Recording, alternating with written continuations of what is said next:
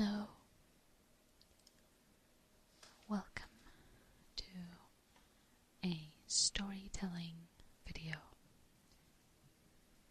Now, today the audio that I will be making is reading a story that a dear friend wrote just for me.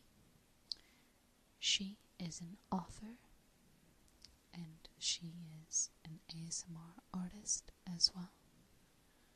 Her channel name is the ASMR Duck. Her name is Joy.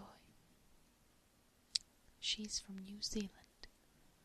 You might have seen or heard about her on my channel before. If not, you should look for her videos and her channel, because she's lovely and she has created an amazing story for me. She wrote a story which takes place in my country, Greece. It is completely fictional and it's beautiful and magical. Now, without further ado, I'd like to say that I will be reading the story kind of soft spoken, because if I whisper it, you might lose coherence of it or miss a few words, so I'll do it soft spoken. Okay. The Luna Tear. There was once a girl by the name of Talitha who lived in a small Greek village on the island of Crete. Now, one would think that to live on a Grecian island would be a wondrous life, but sadly for poor Talitha, nothing could be further from the truth. She was very lonely and longed for the day she could be set free from her oppressive life with a person who did nothing to promote her self-esteem. You see, her parents died when she was just 14, and she had been sent to live with a distant cousin, Marius, who was the only family member willing to take her in. However, there was no kind thought in his offer to care for his cousin. In fact, his intentions were quite the reverse. Marius was a widower, and he expected Talitha to work very hard for her keep. The only time she felt truly free from the daily chores that had become her monotonous life was when she was allowed to go for a long walk into the countryside. There she found a special place, a sanctuary of sorts. It lay hidden amongst some olive trees and large rocks. This place seemed quite distant from the outside world, yet in reality it was only a stone's throw away from a roadside. There was a deep, clear pool within this hidden sanctuary. Its water sprung as if by magic from between the rocks on the far side of the pool. Talitha would spend as long as she dared at this special place. The birds would sing sweetly in the trees above her head while she listened to the water trickling down the rocks and into the pool below. One hot July morning, Talitha was having an especially unhappy day.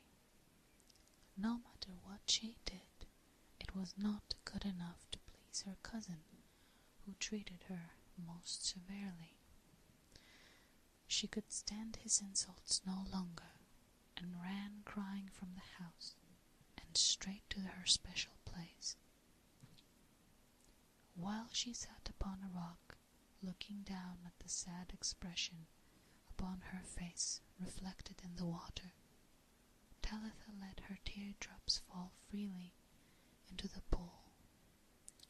She watched them casting circles as each drop hit the surface of the still water, and she wished upon wish that she could have a friend, or more importantly, someone to love her.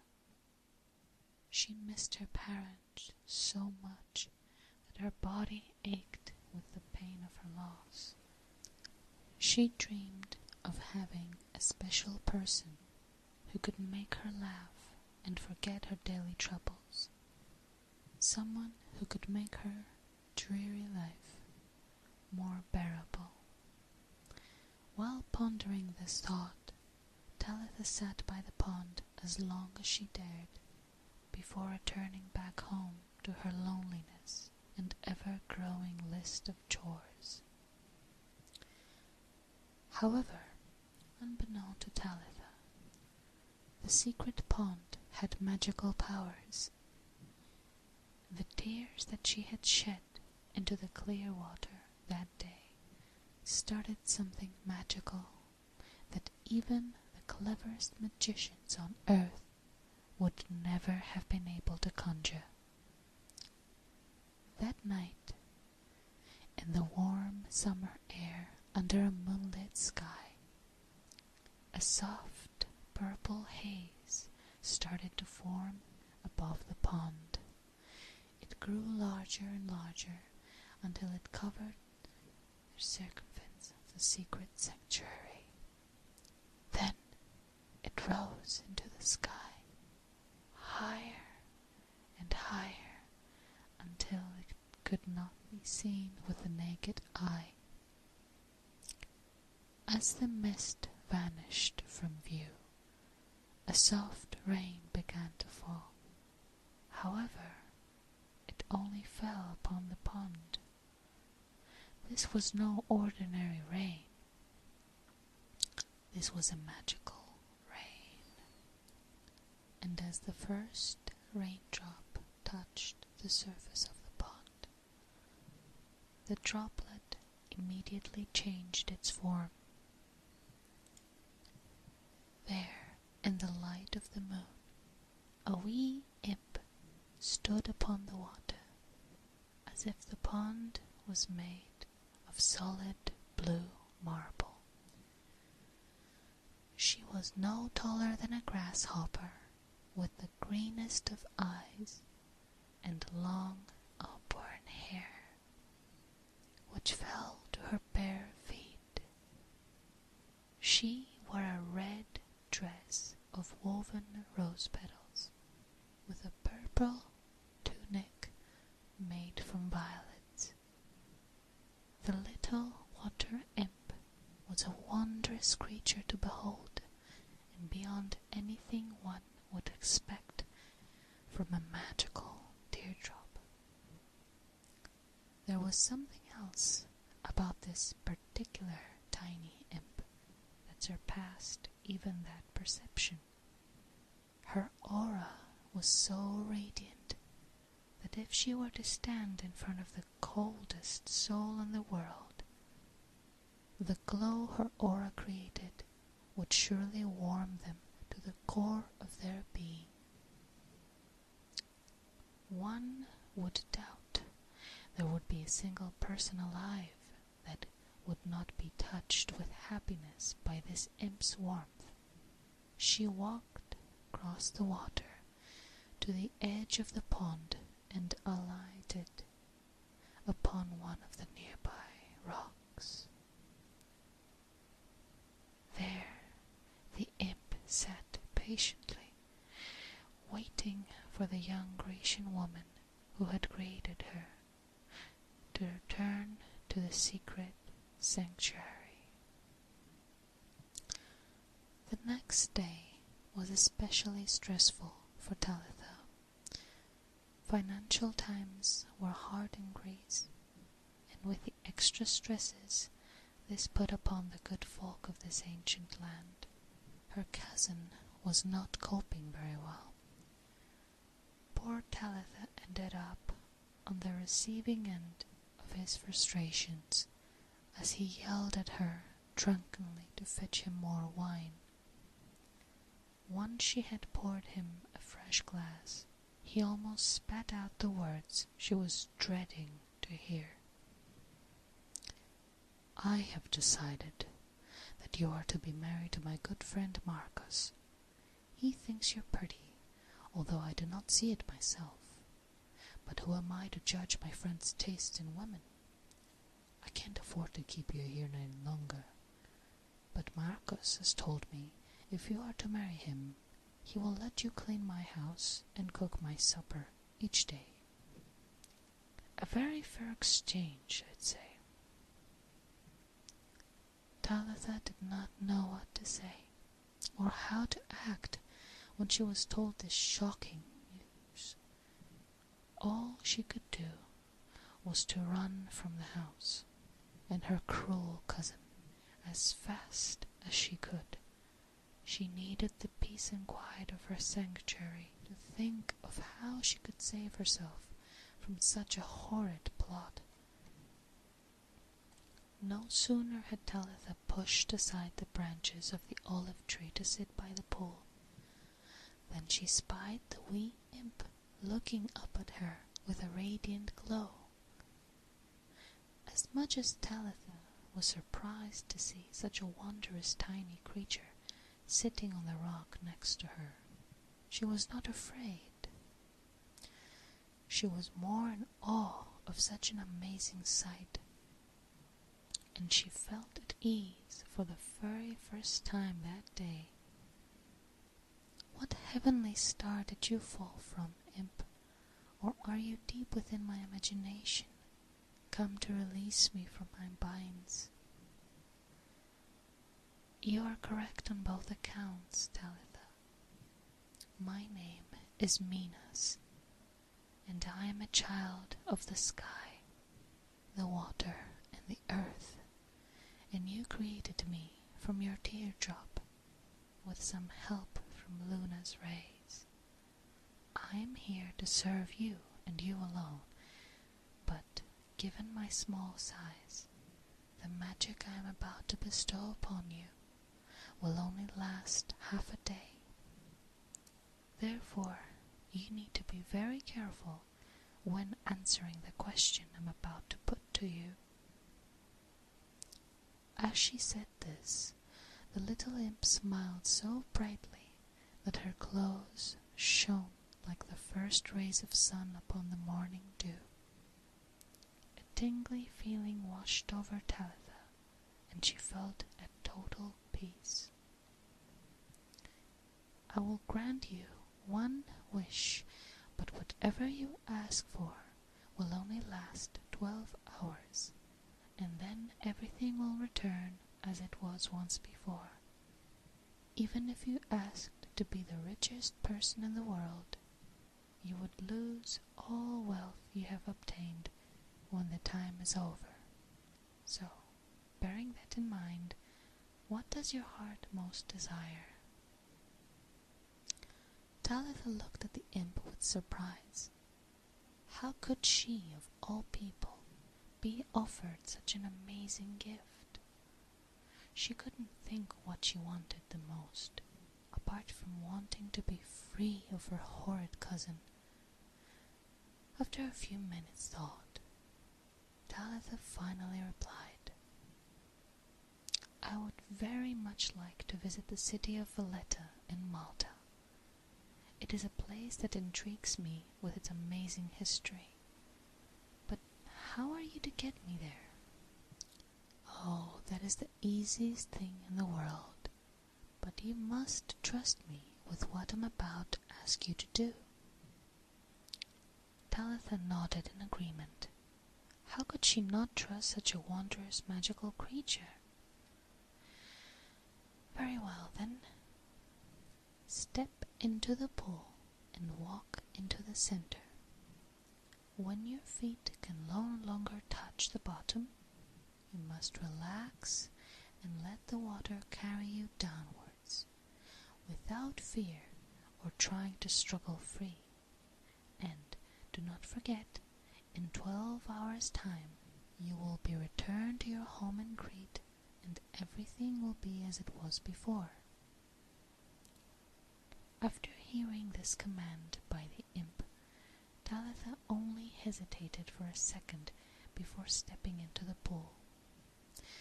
Given the hot Grecian summer's day, the water was very cold at first, but the closer Talitha got to the center of the pool, the warmer it became. When she could no longer feel the ground beneath her feet, she began to be pulled down quickly, as if someone was below her and had taken her by the feet and yanked them hard. When her face touched the surface of the water, she took a deep breath, but did not struggle, as she was pulled completely under the water. Almost as quickly as it had happened, she found herself being drawn rapidly upwards again, and she saw daylight above her head. Then she rose to the surface of the water. However, she was not in the secret pond anymore. She was sitting in a wondrous fountain in the center of a road with yellow buses in all directions. Above her head was a sculpture of 3 mermen holding a large platter, while soft water splashed down on her from its edges. Then, without warning, she heard a man's voice shouting up at her from the bottom of the fountain. He had an American accent, and he looked worried as he shouted up to her. "Are you all right, miss? Hold on, I'm coming up there to help you down." Before she had time to reply, he had clambered over the bottom portion of the fountain and was soon standing soaking wet just below her. Talitha peered down at the tall, handsome young man, a little hesitantly at first, while he held his arms up to her. But the warmth in his brown eyes soothed any concern she had at the thought of receiving help from a stranger. She carefully pulled herself to the concrete edge, and dangling her legs over the side, she slipped forward gently into his waiting arms. "How did you manage to get up there?" he asked in a surprised voice as he helped her wade across the bottom portion of the fountain. "I have an interest in Greek mythology, and I wanted to get a better look at the merman," she lied, not wanting him to know the real reason why she was in the fountain of Triton. "Well, that is very interesting, because I too have a love of Greek mythology. However, I'm not sure my love of the subject could inspire me to climb into a fountain, but each to their own, I guess." As he said this, the man smiled down at her pleasantly, so she didn't mind that he was teasing her a little. "May I escort you to your accommodation, miss?" "Oh, yes, sorry, I'm forgetting my manners. My name is Gabriel." "Like the angel?" Talitha whispered under her breath. "Sorry, I didn't quite catch what you said," he asked kindly. "My name is Talitha, and I have only just arrived in Valletta, so I have yet to find accommodation." "Where are your bags, Talitha, so that I may carry them for you?"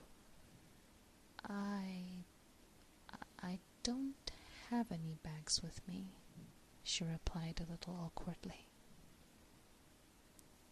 "Are you sure you're all right?" he asked again, in a kind and concerned tone of voice.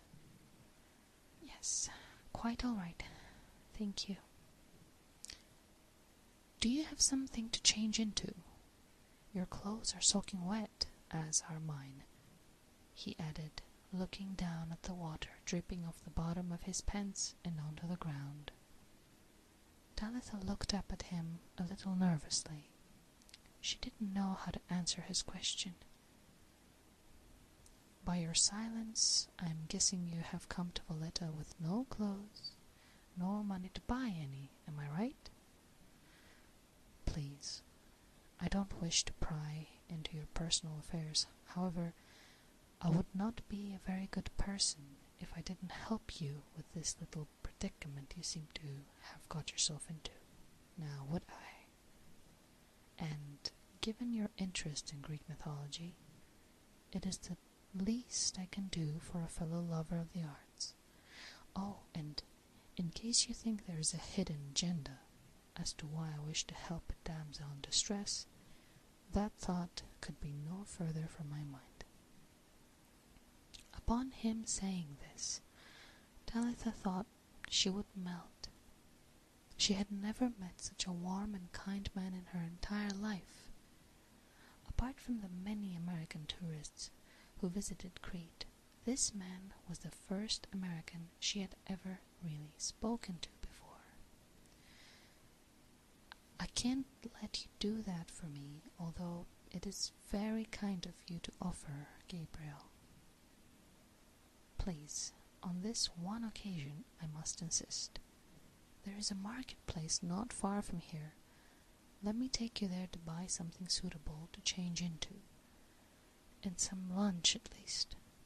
Then I will let you continue on your way without demanding any more of your time." She did not wish to argue with Gabriel's generous offer, and time was indeed going quickly, so she knew she would not get to see much of the beautiful Maltese city if she stood arguing with her rescuer. Talitha nodded gratefully in agreement, and the kind young man led her along the road towards the marketplace. Valletta was indeed an amazing city. It oozed character and history on every corner. Talitha looked around with wonderment at the incredible architecture and historic palaces, which they passed on their way to the marketplace. It did not take her long to pick out a pretty floral print dress from the clothing stalls. Gabriel didn't even bother to haggle a price with the seller, as he handed the old woman a crisp American $50 note, without battering an eyelid at the change he received in return.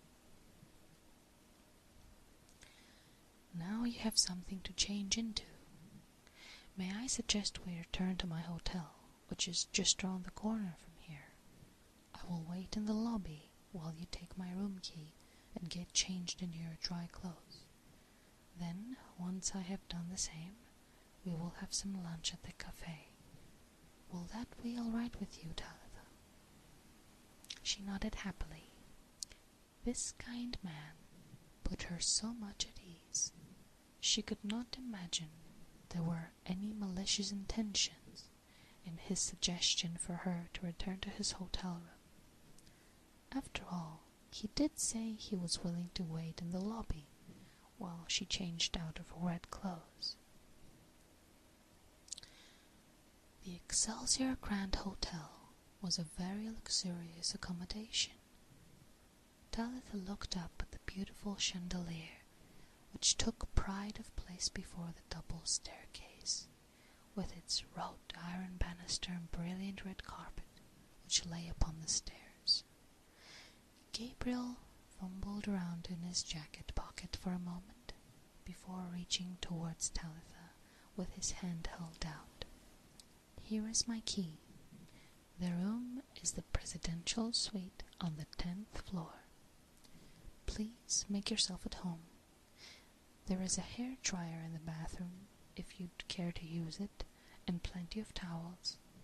I shall wait here for your return. But do not rush, I have all the time in the world today." Talitha looked at him with amazement upon her face. Who was this man? However, she nodded in reply and whispered "Thank you," as she took the key from him. The presidential suite was indeed a magnificent room. However, Talitha wasted no time looking around it, as she quickly dried her hair and changed into her new clothes. The dress fitted her perfectly and showed off her figure to its full potential. She quickly placed her wet clothes in the bag the dress had been taken from, and hurried back downstairs to the lobby, so that Gabriel would not be standing there in his wet clothes for too long. "You look stunning in that dress, Talitha," Gabriel commented as he took the key from her. "Please tell me that you will wait for me to return, so that we can have lunch together. The tiki bar at this hotel has an enjoyable lunch menu and an awesome view of the harbor." "I'll be waiting," she replied with a smile.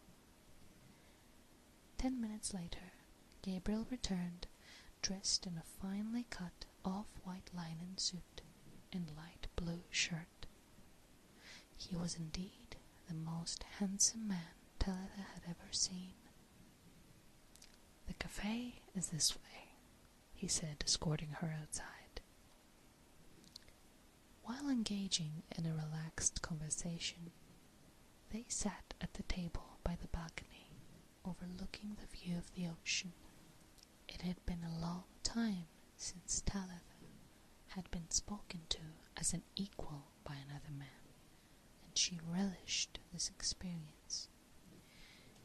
Gabriel told her he was in Malta on business, and that he planned to travel throughout other parts of Europe before he was to return to the United States in a month's time.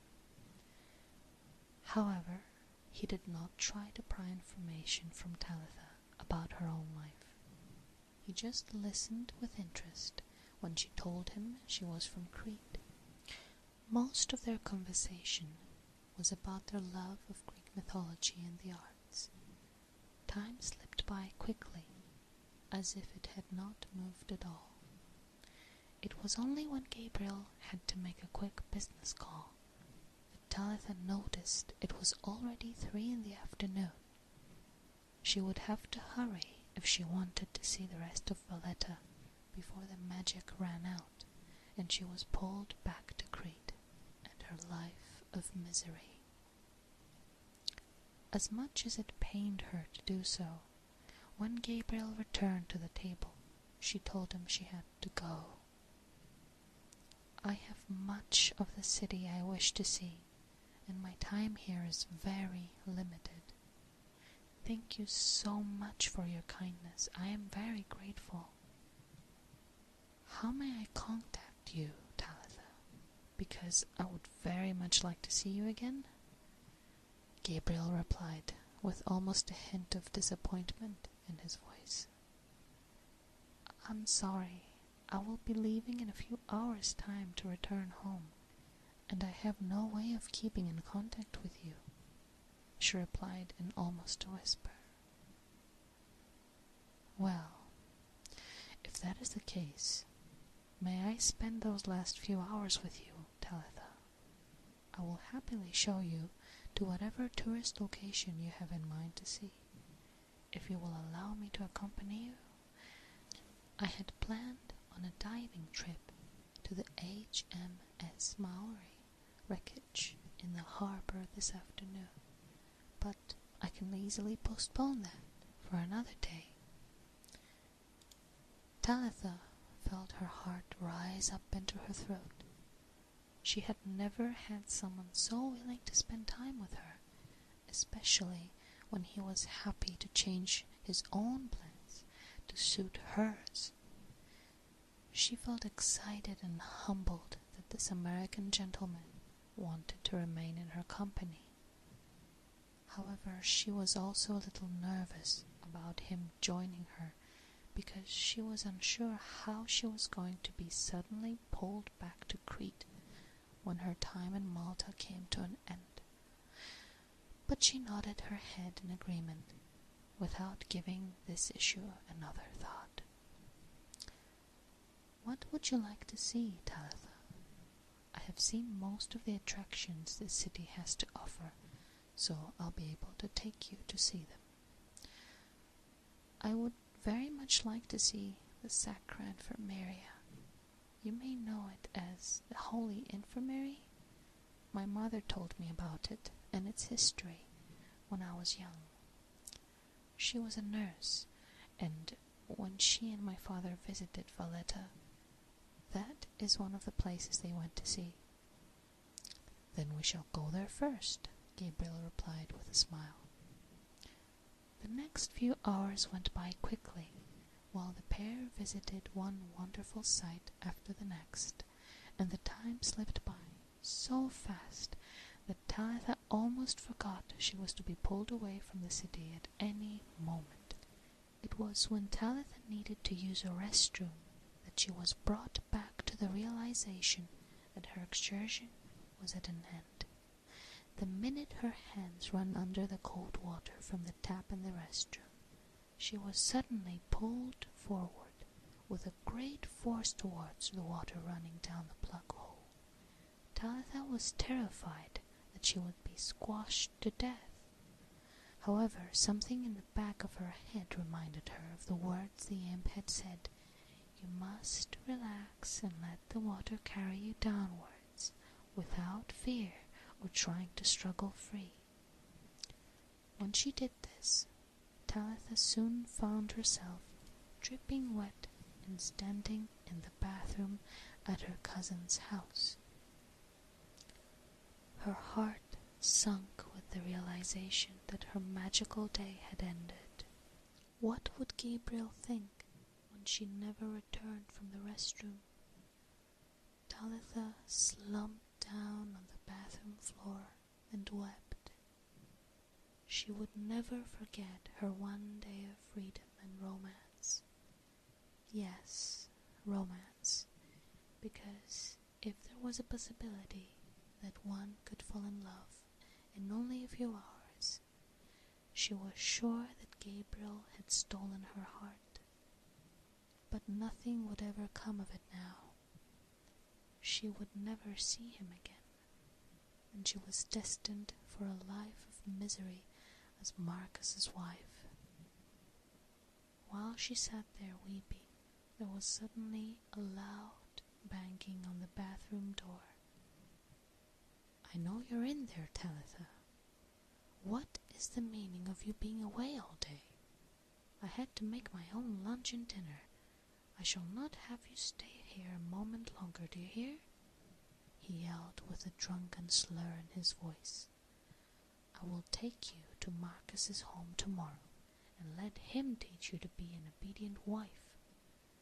I wash my hands off you, and I will not keep you under my roof for another day.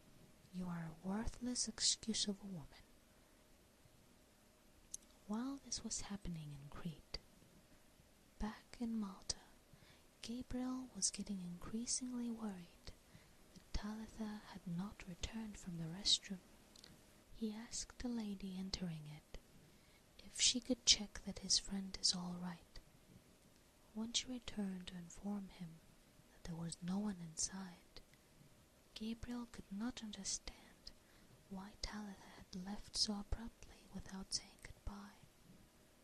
He returned to his hotel suite, feeling an emptiness for the loss of the pretty Greek girl. The following day, Gabriel decided to go on the diving excursion of the HMS Maori, which he had planned to do. He needed to find a distraction because Talitha's sudden departure was weighing heavily on his mind. The sun shone brightly on the glistening water as he dived into the sea. However, when he arrived at the sunken ship, he was not prepared for what he saw next.